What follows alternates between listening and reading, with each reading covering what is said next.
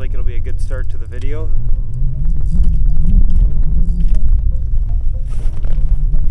Yes, it is. Alright guys, welcome back to another CC Outdoors video.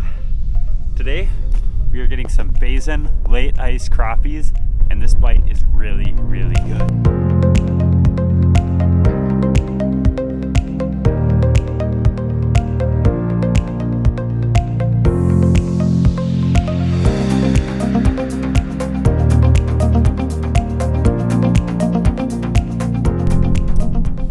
So I talked about this a little bit in the last video as well, where we targeted Basin crappies, and that is that the number one mistake I see people making when they're fishing these Basin crappies late ice is using live bait, using wax worms. Just because I've got probably 50 fish on my flasher right now, right under me, just loaded up, and I don't want to be spending so much. Ooh, this one's digging. It's not that big. I don't want to be spending so much time re-baiting my hook. I want to be spending that time in the water. And these fish do not care about plastic versus wax worms right now. I'm using a little Euro Tackle Plankton. It's one of my favorite crappie plastics to put on a tungsten jig. And I've just got that paired up with a little 4mm tungsten, and these fish are loving it. So kind of what I'm dealing with here is a 15 to 18 foot Basin, and I'm kind of just fishing a random spot in the middle of the lake. You know, you don't see too many people here, but these are the kinds of spots that hold crappies late ice. Is the spots that either get hammered early ice or they don't get hit at all, because people will hit these early in the season and then kind of just forget about them. And I think the issue that a lot of people have is that they forget there is really a good late ice bite. And honestly, late ice might top early ice for me.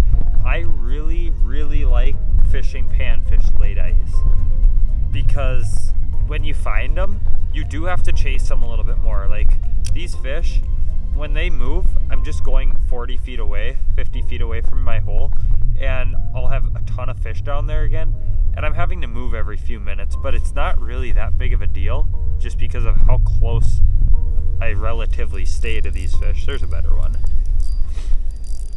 Ooh, that one's digging at the bottom. Not that much better, but yeah, just gonna keep fishing and maybe give you guys some tips along the way.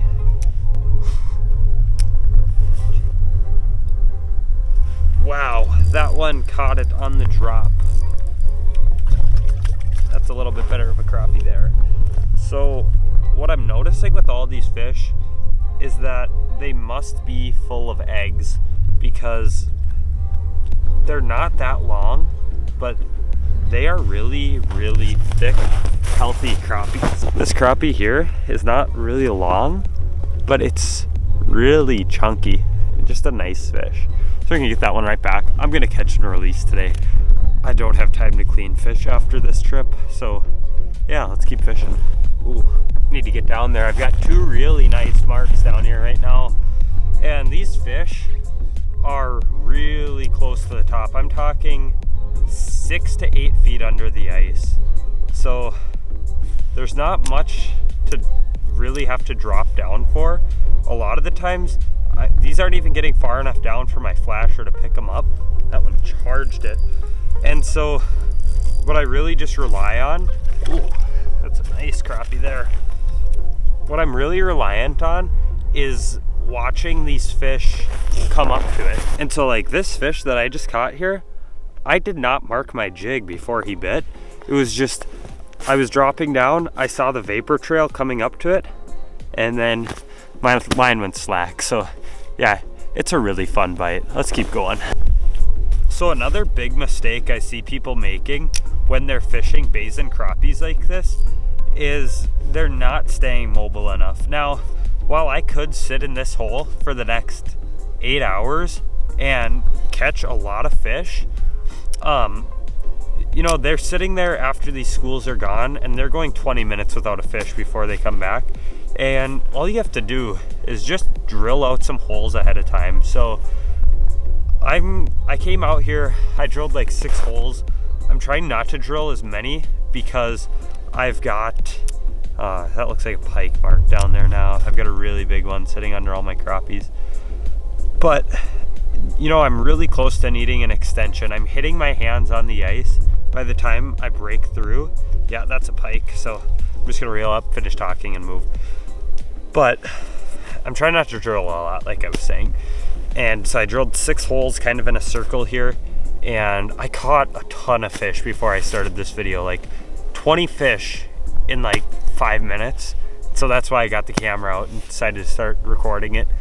But yeah, just drill out some holes ahead of time. You don't have to rush into these fish. As you can see, it's daylight here. It's like noon right now, and these fish are just super active. Okay, that pike mark looks gone. There's a bunch of fish down there again, so I'm gonna stay here. But yeah, it's not hard to increase your productivity drastically, and you don't have to do a whole lot to do that.